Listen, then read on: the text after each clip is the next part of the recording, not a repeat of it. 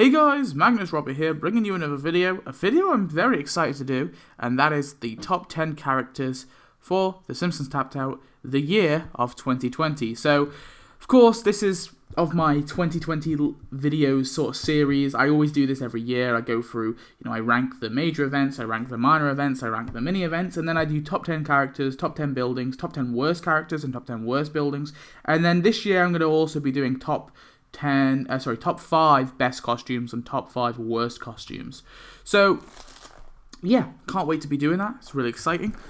This one is probably the one I'm most excited for. So we're going to be going through a bunch of different characters. Obviously, there's so many characters we got in 2020, so it's limited as how many I can put on this list. So I want to start it off by going through some honorable mentions, ones that I liked but didn't quite make my list. So we'll start off by doing that. What are the honorable mentions?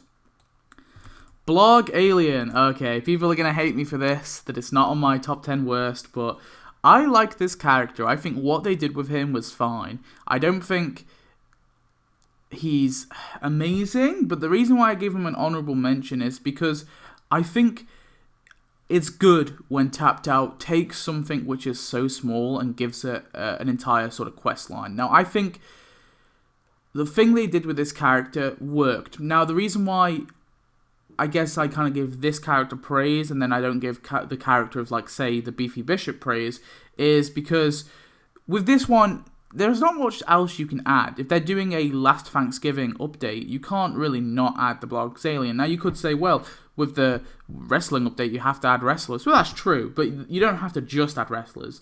And there were definitely more wrestlers they could have added instead of the Beefy Bishop. So that's why I kind of think it's a different argument. Now, with the Blog Alien, I think he's got voice.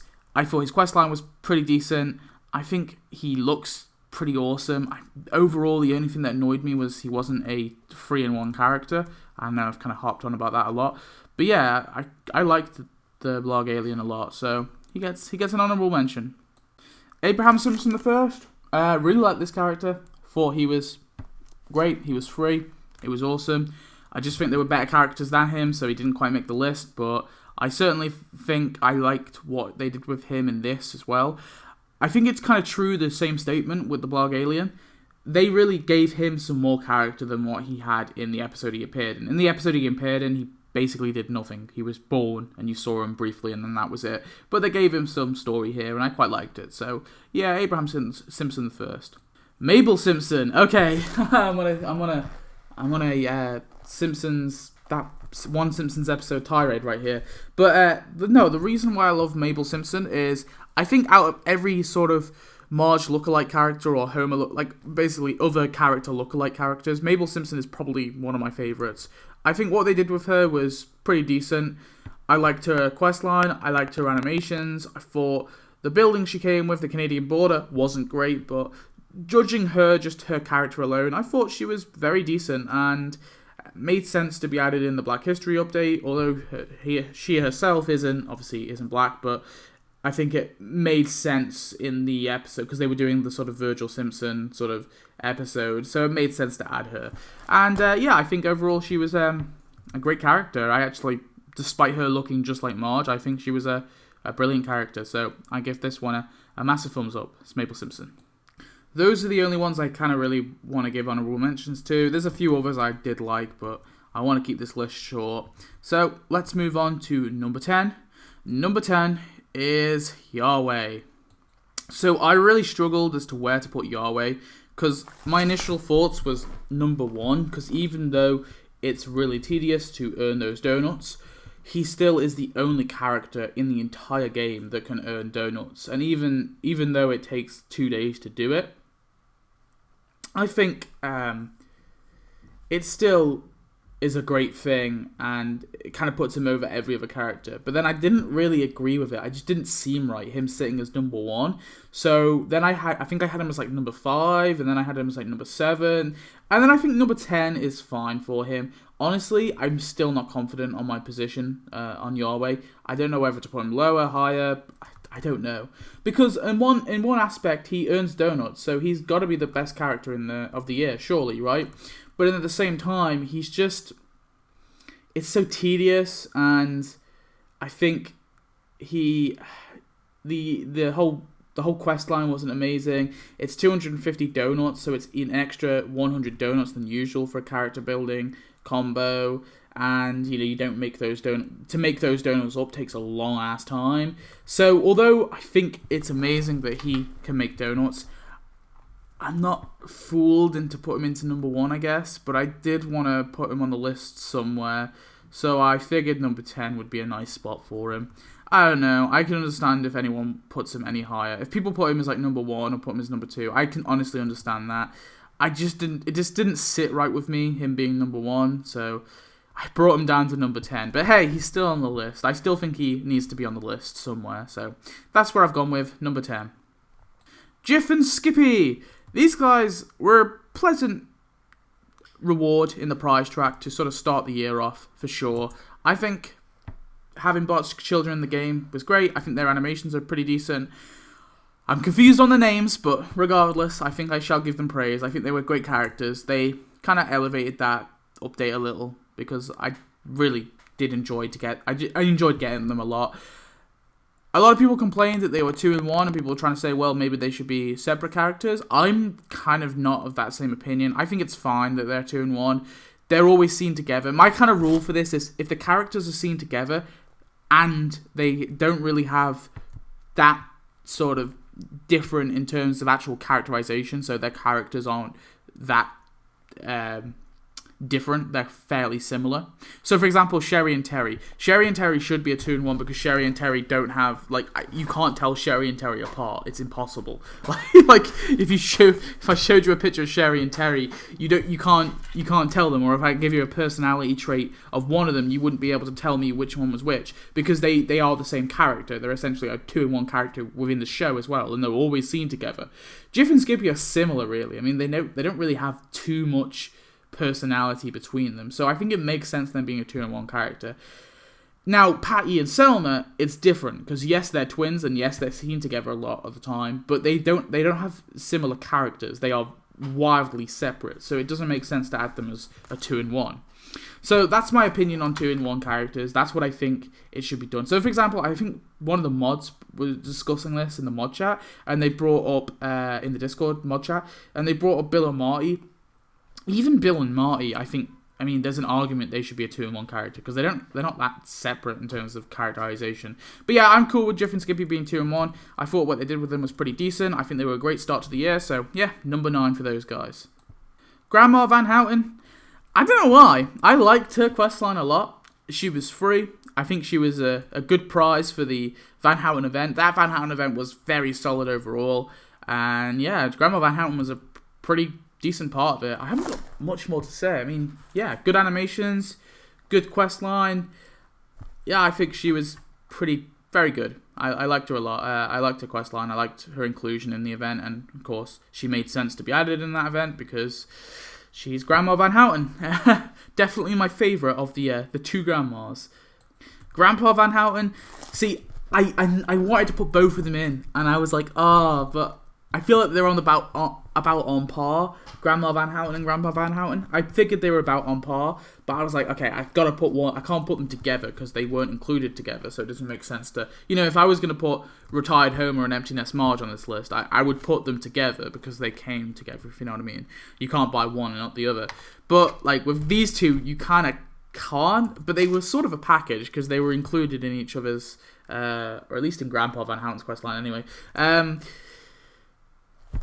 Yeah, but I feel like I just put Grandpa Van Houten a little bit above because of that, the questline with that RV, and just, I don't know. I think I liked him more, and plus, I think he had voice. I don't think Grandma Van Houten did. But yeah, I put him above her, for sure.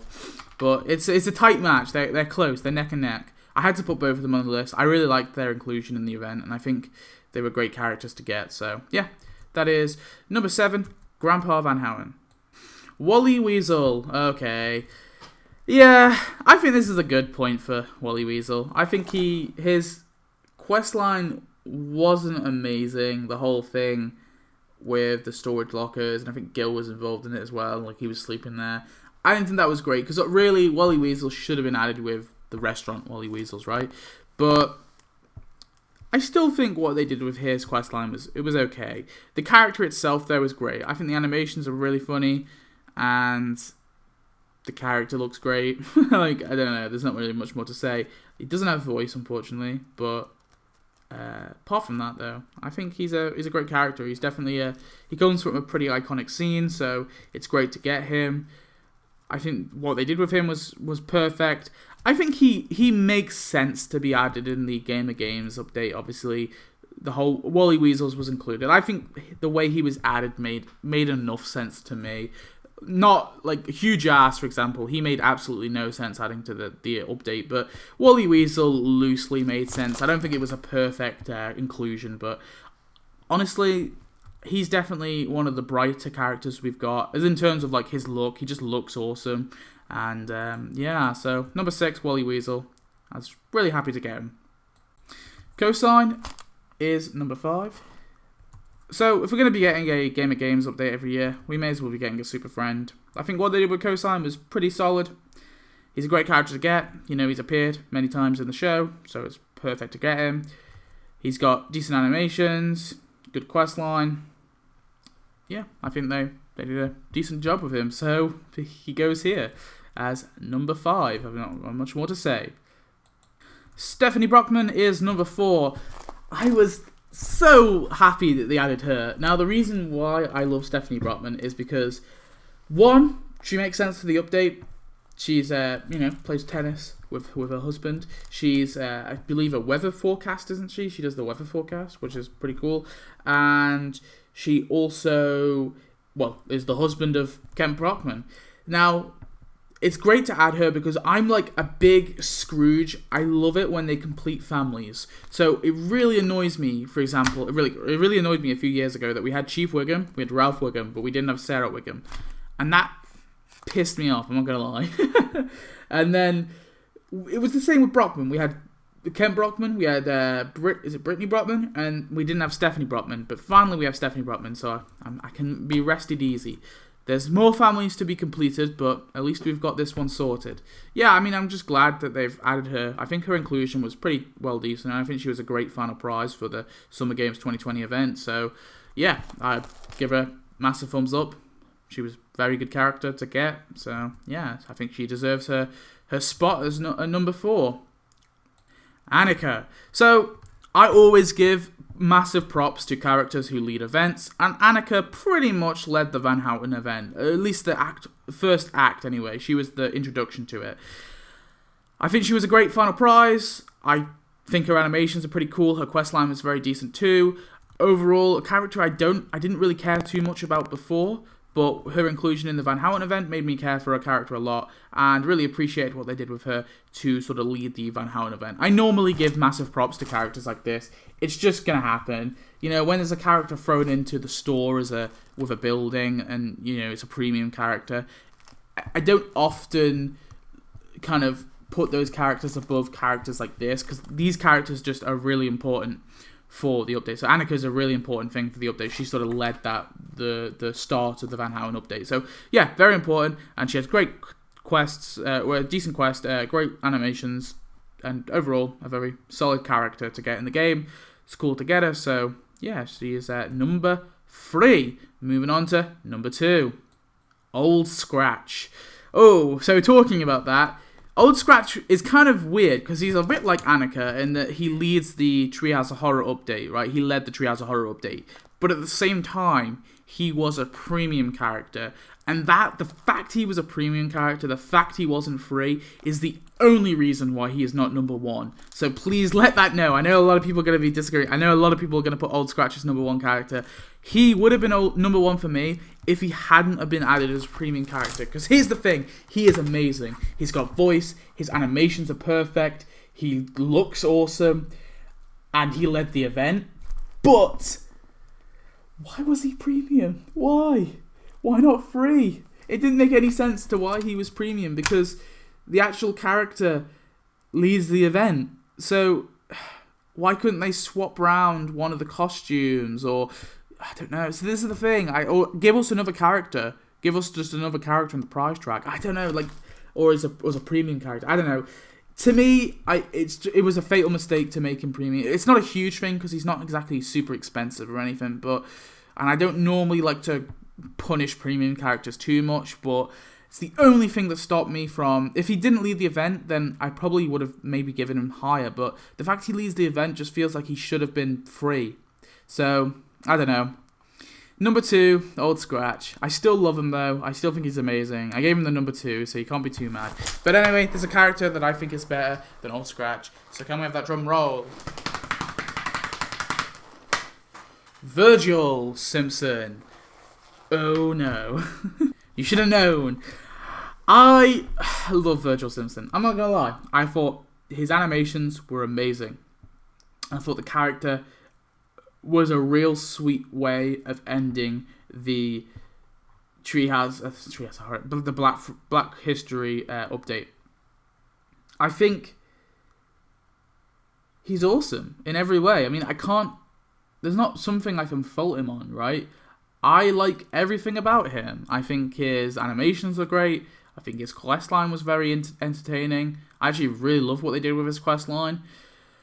I don't know. I think it kind of comes down to his questline mainly. I really enjoyed that questline. I really enjoyed his animations. I really enjoyed his conclusion. I thought he was a great way to end the Black History update.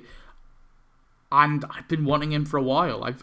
I've kind of talked about adding Virgil Simpson ages ago and talking about adding like Abe's parents and grandparents and great-grandparents and great-great-great-great-grandparents and great-great-great-great-grandparents. And I think out of all of them, out of Old Tut, Orville, Abraham Simpson I, and Virgil, out of all these sort of Simpson ancestors, Virgil is just leagues above the rest.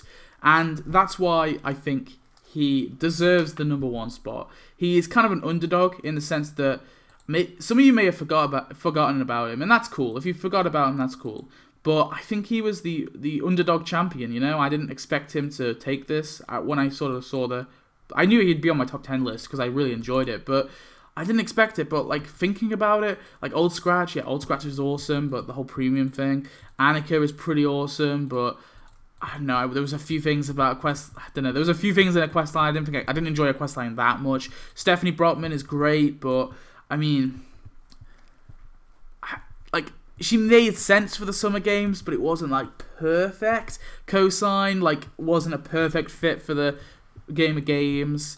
Wally Weasel, same, he wasn't perfect. They both loosely fit. Grandpa Van Houten was great, but he was, he's kind of premium. Grandma Van Houten, I think, could have came with her building.